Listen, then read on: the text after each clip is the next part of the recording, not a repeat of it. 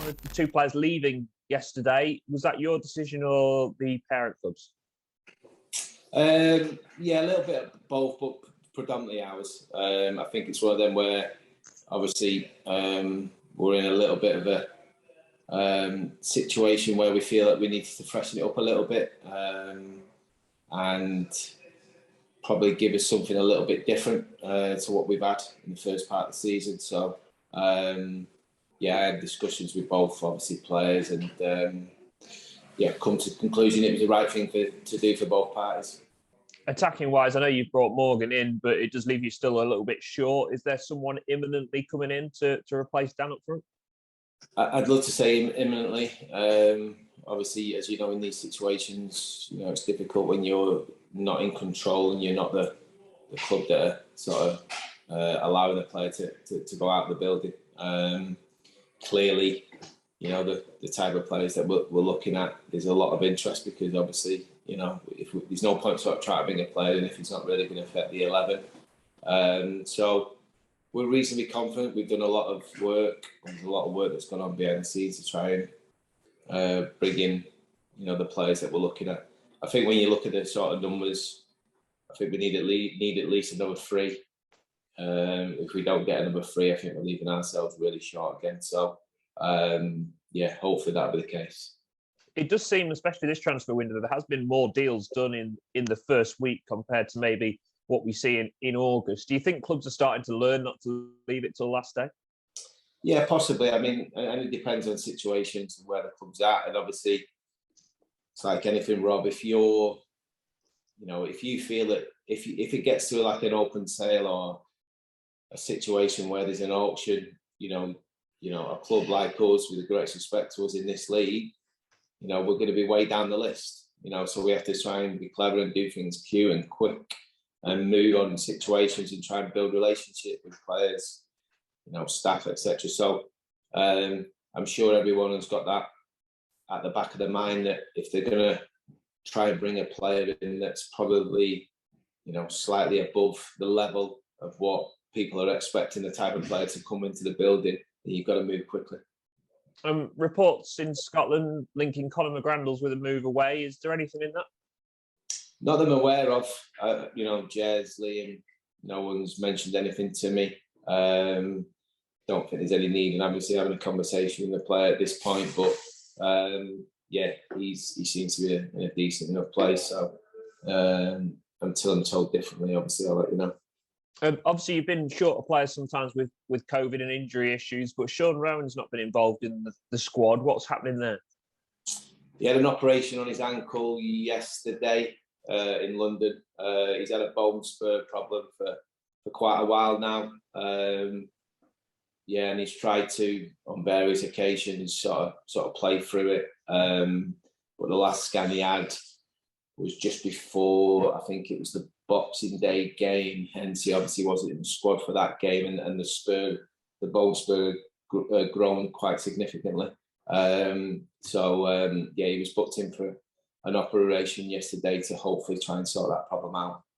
A real frustrating year for him, or a frustrating 12 months, really, hasn't it? Since almost he lost his place in the team last season, he's just had injury after injury.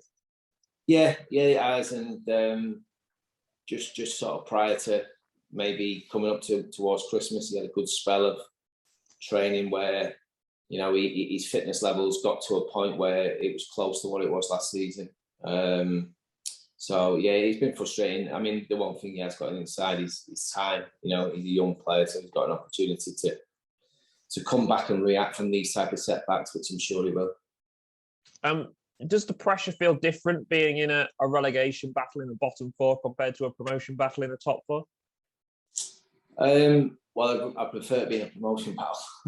So, yes, it does. Although, I've had tough periods in my sort of management career before and been in this situation before. So, I think it's one of them where you've got to almost keep a focus on what you do and nothing else, because, it's difficult to try and control what other people are doing. So, we're controlling what we do and how we approach games and how we try and win games. All I would say is that the thing that sort of really pleased me is the performances in the last 2 games, and we certainly haven't took the points in the last 2 games that we deserve. And I think it's really fair in saying that, you know, we should have been coming away from the Cheltenham game with 3 points and absolute minimum of a point at home against MK, probably really 3 points, the amount of chances we create. So that gives me real belief and hope that this group, with the addition of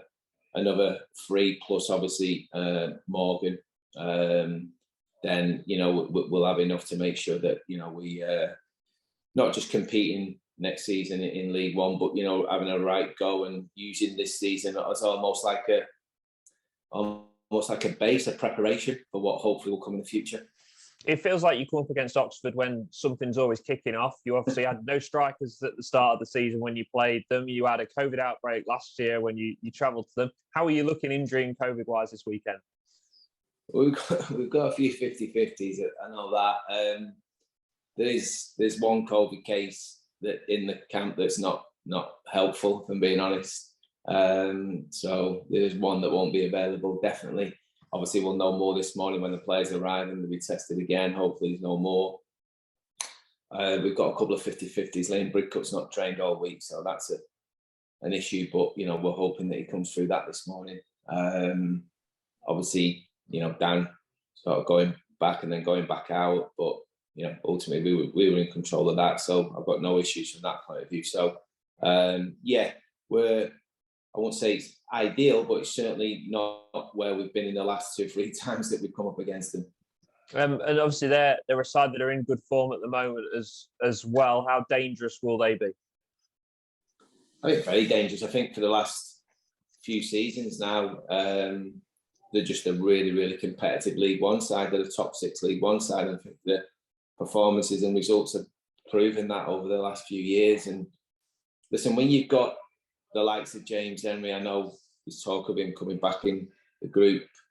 When you've got the likes of him and probably more importantly, Matty Taylor in your team, you know you're going to be a dangerous side. I mean, you know, Taylor's probably like the Billy Sharp of League One in terms of, you know, just always seems to be on the end of stuff. A lot of his goals are scored in the 6-yard box. And they've just got talent throughout the team. Brannigan in midfield and Sykes that are having a really good time with it now, but they've got a good balance between experience and youth. So they are almost like a little bit of a benchmark, if I'm being honest, of where, you know, as a football club, we're still growing, we're still sort of, you know, trying to get to sort of where they're at in terms of consistent levels and recruitment and the way they do stuff. So I think hopefully, like I say, if we can make sure that we do our job in this 24-game period that we've got coming up, you know, that's probably the benchmark that we'll be looking to achieve to get to. And just finally on Josh Griffiths, obviously he's not been recalled ahead of the FA Cup. Does that suggest that he's with you for the rest of the season now?